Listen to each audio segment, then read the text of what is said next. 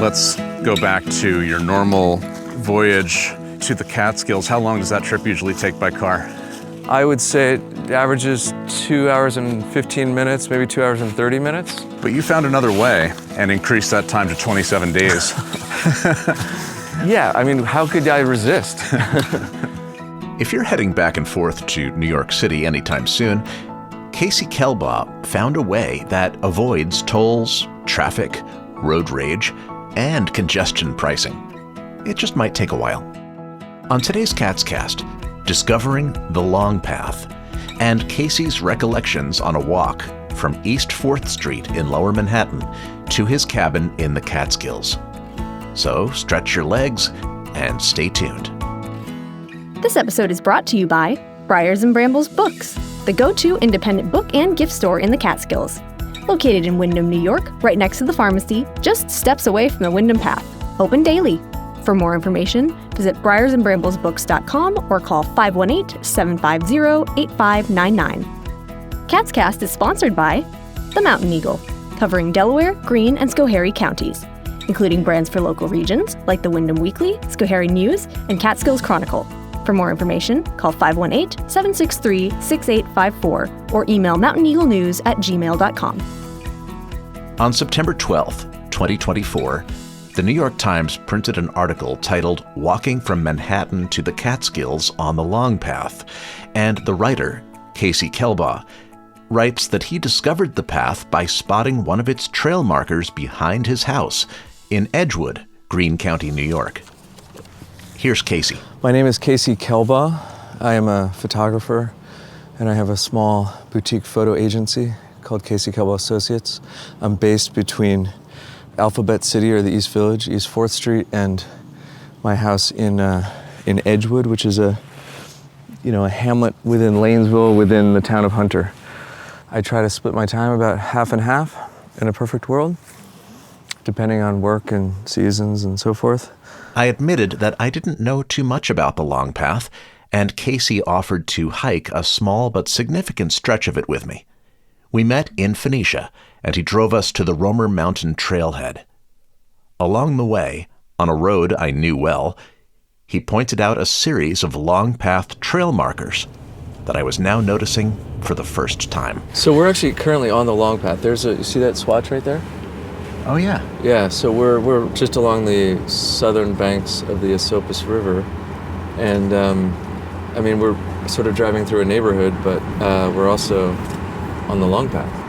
Unless you are intentionally on the long path, you're not going to see those swatches. Do you see them? Oh my God! There's one Look right at there. that. Yeah, no, it's On the it's telephone something. pole. It's something I didn't realize at the time. Oh, no. In the 1930s, Raymond Torrey rallied support for the long path through a series of New York Post columns called The Long Brown Path, named after a line in Walt Whitman's poem Song of the Open Road. Today, the path stretches 358 miles from the George Washington Bridge in New York City to the Adirondack Park. Or you can stop halfway in the Catskills. The path utilizes a network of existing trails and roadways, and it's marked by aqua trail markers and blazes on trees with directional symbols, reminiscent of the hobo code. We followed some of those blazes to Phoenicia's Romer Mountain trailhead, where Casey Kelbaugh offered me some hiking poles. Do you want to borrow a pair, or are you okay? That's okay. I like to hike totally unprepared. Yeah. No poles, no water. Yeah. Well, the good news is we're bound for a spring, but I will say these poles prevented upwards of 100 sprained ankles and broken ribs and so forth. I was able to prevent a lot of falls with them. The spring we were hiking to had been, at the tail end of Casey's hike from the city, a very welcome discovery. I have no firm recollection of how far in this thing is, but it was, a classic desert oasis kind of situation, because I was coming from Peekamoose up over Slide Mountain, Wittenberg, Cornell, all those mountains. I was on a ridge for days and days, so there was no water sources. I hadn't seen a water source since slide mountain. So I went like a good 2+ days with like no, so I was really making my water last and not able to bathe or anything, which kind of wears. At least you're hiking solo. Yes, yes. Yeah, that's a good point. No, it's more just like when it's 1,000 degrees and 400,000% humidity, it's not ideal to climb into a sleeping bag at night or climb into anything when you haven't cooled your body down in a few days. Now, have you been hiking for a long time before you decided to embark on this? So I grew up primarily in Seattle. Hiking, climbing, doing things in the mountains is kind of like, it's what we did, you know, especially high school and then through college in Vermont. Spent a lot of time in the outdoors, spent 2 summers in Glacier National Park in Montana. So yeah, I would say a great depth of experience, but I had never, done a solo trip overnight, and B, done a trip that lasted more than, say, 8 days. So this was a very different experience. The most significant thing I changed, rather than sleeping in a tent, which is what I had always done in the past, I opted for a hammock system, which I can't say enough good things about. I wasn't sure I would be able to do this. I didn't know if I would finish, you know what I mean? I started it kind of quietly because I didn't want to have to bring my tail home between my legs. Sorry, a little elevation here, huh, Brett? It's harder when you're talking. It was something I felt I needed to do. I couldn't quite explain why, and I couldn't quite justify it, nor did I want to talk about it much because I was a little bit unsure of how things would pan out. My biggest fear was probably ticks. And in the end, I saw a total of 4 ticks. I was also concerned about various foot and ankle injuries that would have put me out. And so hiking with trekking poles was a lot of extra insurance. It's like having 2 extra limbs, you know? You weren't out to set any records. You just wanted to complete it. Complete that stretch from your house to your house, or your apartment to your house. Yes, you are correct. I was in the opposite of a rush. Yeah, I didn't consider it like in any way like a feat of athleticism, you know? It turned out to be really, really hard.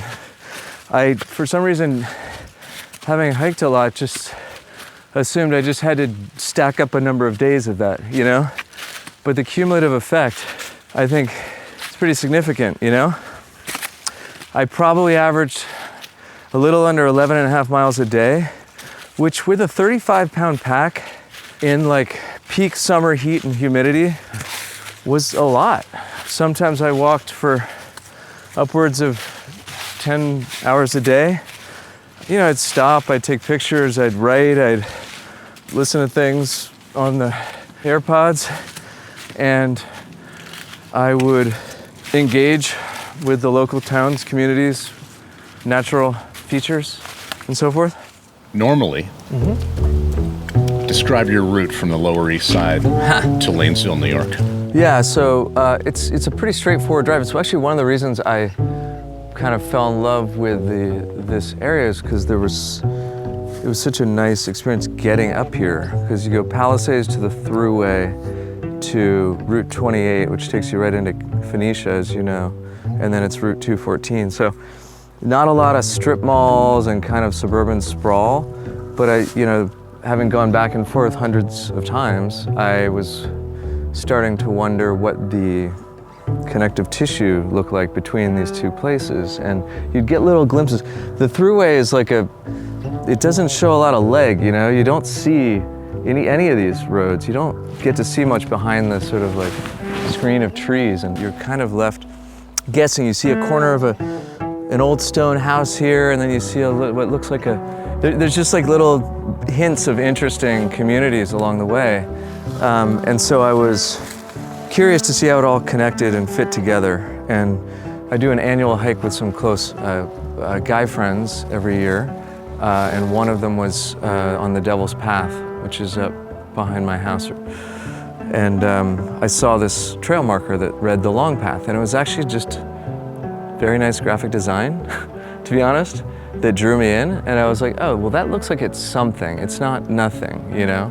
And I looked it up when I got home and realized that it went essentially from the George Washington Bridge to the Adirondacks, and that I could potentially get from house to apartment with 3 turns.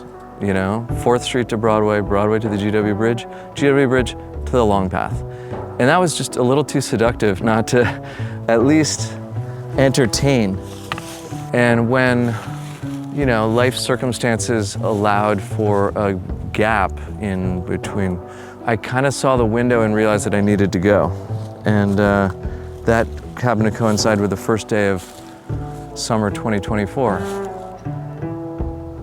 I had spent a couple months prepping, researching gear.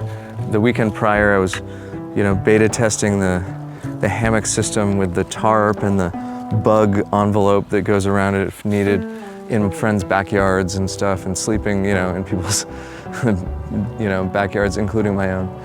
Yeah, so I was kind of dialing in my kit, so to speak, and I did have my best friend, Alex Ammerman. Shout out, Alex.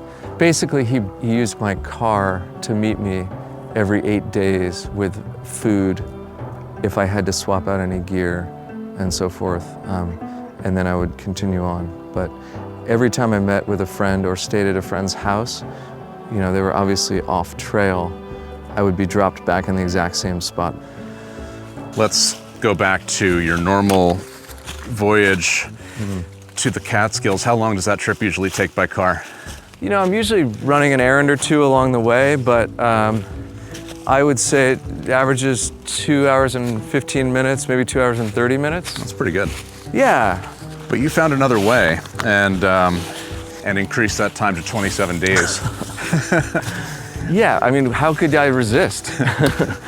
You know, I'm sure it could have been done more quickly, but there was a constant tension of, do I stay and sit and have a barbecue with this Dominican family outside of this public pool I found in the middle of High Tor State Park? Or do I continue on? Do I stay and try to get this specific photograph that I have set up? Or do I try to get another mile in before dark, you know? Always this sort of tension between trying to, you know, not make the hike like ungodly long, you know, get from point A to point B within the same season. While enjoying yourself along the way. Yeah, enjoying it and trying to actually absorb what I was seeing, experiencing, the people I was meeting, you know. Had you already contracted to do a story for the Times? I had not. In fact, you know, as I mentioned, I was unsure of whether I was gonna make it. From the outset, I knew I wanted to make a book. What the form of that was a little unclear, but I thought that to publish something right off the bat would be a good way to kind of get some momentum for the project. So I reached out the next morning after this. I arrived on July 16th. Brian Lehrer on WNYC had a call in for like, what is this? We're halfway through summer today. What is the best, your summer best or whatever, like the best thing you've done, best ice cream, best whatever. Brian Lehrer on WNYC, and for our last 10 minutes, we will lighten it up. We're about halfway through summer, and with these last few minutes of the show, let's spend just a little time away from the news and politics. So I hemmed and hawed for a second, then I called in, and within 60 seconds, I'm on air with Brian Lehrer. How about Casey in Edgewood? You're on WNYC. Hi, Casey. Good morning, Brian. How are you? Good. What you got? So I just completed last night a 27-day hike on the Long Path, and I left my apartment on East 4th Street in Alphabet City on the first day of summer and walked to my house in the Catskills here in Hunter. So that's great. And I'm telling him about this, 27-day hike, and I got an audible gasp out of him, which I felt like was a real success, you know. So that was a nice reminder that it was something that others would maybe find interesting, you know. So then I started talking to various editors at the Times and elsewhere, and having contributed photographs to the Times for almost 20 years, I had some relationships, and they were, you know, supportive, and thankfully the travel section was receptive, and they enabled me to tell the story as pretty close to how I intended to. And so you say in your article. Okay. And so I leaned in and sought out every swimming hole, public pool, and waterfall into which I could sink my battered body. I tried to decipher songbird operas. I picnicked with Dominican families. I took field trips to Woodbury Commons for massage chairs and grocery shopped in Hasidic villages. I joined the citizens of Chester for a blues concert overlooking an onion field. I shared a bucket of balls at a driving range in Goshen with a veteran just back from Kuwait. I slept atop a pile of crushed gravel the size of a bodega in the hamlet of Slate Hill, and I broke bread with as many friends along the way as I was able. And so that's a big part of it too, just the meeting people and immersing yourself in other cultures and environments. Definitely. And trying to have those interactions that I wouldn't necessarily, you know, come upon in my daily life. People weren't immediately interested in what I was doing or even curious. They were just like, oh, guy walking through town, like whatever, you know. But yeah, no, I met a lot of nice people. There was great moments in the Alpine. I don't know if there's a deli in Alpine that's a lovely town, and we're very close to the Palisades where, you know, I was eyeing this muffin. I had a lunch there, I left, and then the storekeeper ran out after me to give me the muffin, you know, and send me on my way. And this, you know, Dominican family offering me chorizo and amazingly marinated skirt steak, and hardware store owner in Goshen handed me a mini American flag because I was, you know, eyeing it, and so I put it on my pack. This was all around the 4th of July, you know. There was a lot of moments of like beautiful human kindness and wonderful gestures and senses of community. Like this one specific night, it was my first night on this heritage rail trail, and it was like, you know, kind of late afternoon, early evening. I was pretty exhausted, and the town of Chester, there's an old railroad depot. So I dropped my bag, and I'm kind of thinking about dinner and where I'm gonna kind of bed down for the night. And I see that the whole town, I mean, everyone is walking briskly in the same direction with like lawn chairs and picnic baskets. And I'm like, okay, something's afoot here. So I kind of just followed them, and it led through the old village and into this sort of natural amphitheater that looked out over this onion field. It was the day before the 4th of July. You had a blues singer on stage. There was probably, I don't know, 400 people.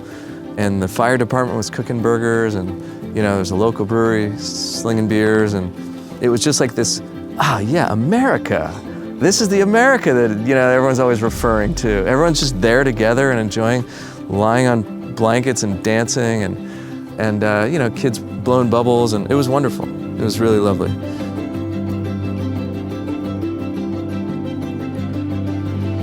Did you have a decent amount of cell service along the route?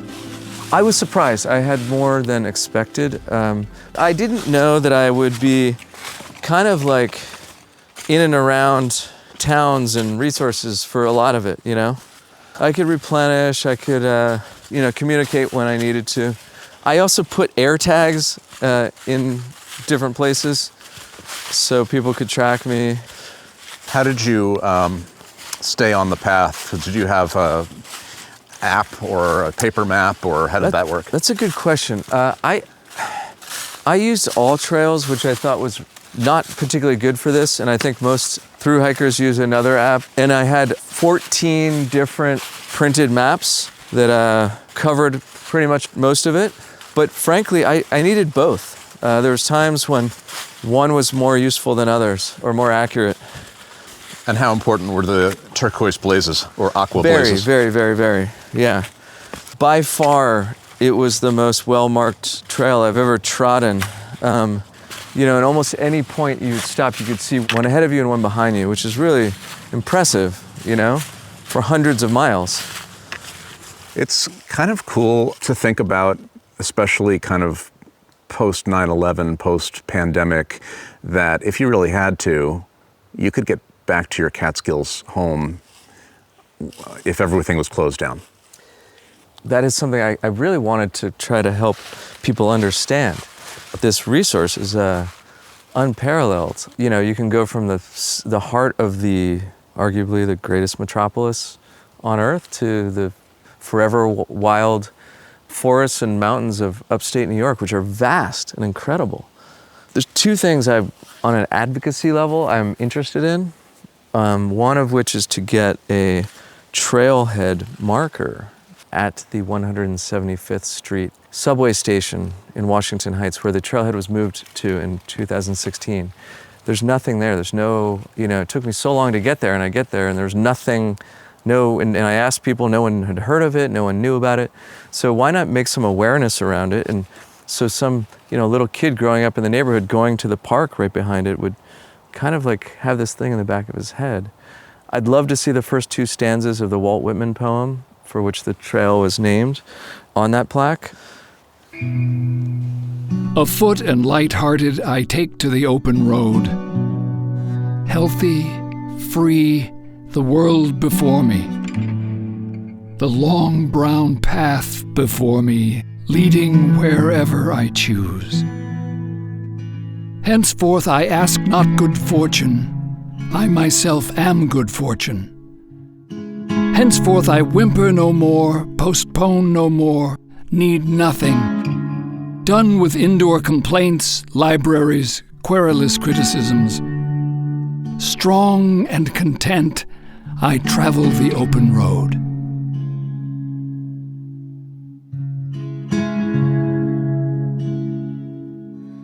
The second thing I'd like to see is to, somewhat like the Appalachian Trail through hikers, you would register with the long path, whether it's for a week or, a weekend, even if you wanted, or a longer section. And you'd get a trail tag that you put on your pack, and that would enable you to do primitive camping in the state parks that primarily close at dusk, so that there was a viable way to do this without having to kind of second guess yourself and without having to look over your shoulder to see if, you were going to get ticketed or something at any moment. Yeah, so tell me about that. I know that camping, especially in downstate, was not necessarily allowed, but you had to do it. So there's kind of a blind eye toward it. It was confounding. I, understood that this was a through hike and understood that people had done it before. I intentionally, again, didn't have a strong relationship with the trail counselor, reach out to people too much in advance at all, because I wanted to do this, in my own terms. But I also was amazed. There was nothing really set up for camping, and I had a hammock, so I just needed two trees 10 to 15 feet apart. And so it was really low impact and short, I'd get there in the evening and leave in the morning. It was unnerving at times because, I didn't know who was going to come upon me, and I didn't know oftentimes exactly where I was, because I was getting there in the evening or sometimes in the, when it was dark. I think it would scare a lot of people away. I know it will, and it does, and it has for decades. So my wish is that one can register for any amount of time on the long path and get a trail tag they put on their pack, which enables them safe passage through all of these parks that close around dusk for primitive camping and otherwise, to be able to do this, in an effective way where they're not looking over their shoulders and worried about getting in trouble with the law. A path from the George Washington Bridge to the Catskills and beyond can't be totally picturesque from start to finish.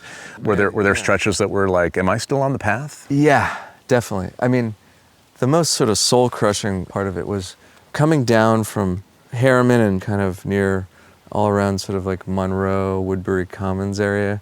You kind of break left on this heritage rail trail, and it's just flat as the day is long, and you do see more people and there's a lot of activity on it, but just to walk it, with a heavy pack day after day is pretty tough. And then from there you end up in sort of like suburban, like ex-urban, suburban I don't know, Port Jervis for at least a day, and it's pretty tough walking because you're on roads. You know, you go past a big mine, which was really interesting and secretive and weird. There are areas where things aren't very well taken care of, you know, a lot of garbage and so forth, or people where they go to dump stuff outside of town. Are there bodies? Who knows? Yeah, no, it's not all sunshine and roses, but it's definitely interesting. Every day there was something that I was really surprised to come upon. And, you know, I think just slowing down and taking the time to take things in was a big part of that, you know? And you interacted with people. You stopped at Woodbury Commons for a little shopping or maybe some food. I had to actually get these shorts that I'm wearing right now because I was losing weight really quickly and nothing would stay on me. So I bought some shorts, hit the massage chair, I think a double stack of 20-minute massages. It was really wonderful. Much later in the journey, and within just about 8 miles of his Catskills home, that massage chair must have seemed a distant memory, as the desire now was for something more elemental. That's when that spring Casey and I were now revisiting made its well-timed appearance. The sweet, sweet sound of Catskill spring water coming directly out of the earth. In this particular case, it's coming through an old pipe that just goes straight into the side of the mountain. I mean, I don't have to tell you this, but there's just no better water than this stuff, you know? My neighbor upstate tested the water because we have a lot of springs around us as well. It's like off the charts clean. The pH balance is like perfect. It's like so ideal, you know? Tell me about the spring as it pertains to your adventure on this long path. So there's like 2+ days where I wasn't able to, you know, refill any water. And for someone who drinks a lot of water, cooks with water, is made out of water, I was getting a little bit uncomfortable. And I was working my way down to Phoenicia, where I knew I'd be jumping in the Esopus Creek. But this little spring was like a literal oasis or Shangri-La moment. My very last day was actually my hardest. I climbed Mount Tremper, and then I followed the long path behind, the part that goes behind my house, right? I climbed Edgewood Mountain, which is directly behind my house, and then bushwhacked from there to my property. So it was a few miles, and it was sort of like raining when I left, so it was really slippery. A few miles of, you know, with no trail and just using GPS and so forth. Just a really challenging section of bushwhacking down a slippery mountainside to my creek and across it to my house. How about you? Are you convinced? Are you going to be hiking the long path anytime soon? I'd like to do some sections of it. Yeah, why not? It's a good place to start. In fact, I came to realize from this article how many people are doing segments of it, you know, as a group, and they're slowly completing it. There's a number of different groups that seem to be doing it piecemeal, which is also great, you know? Any time spent walking in the woods is never wasted time, is never regrettable. You know, there's always something great that comes of it. And so I think, you know, I encourage those that are interested to take it in, you know, small bits and pieces or to tackle a longer section. And it need not be the long path either, just whatever path is around you.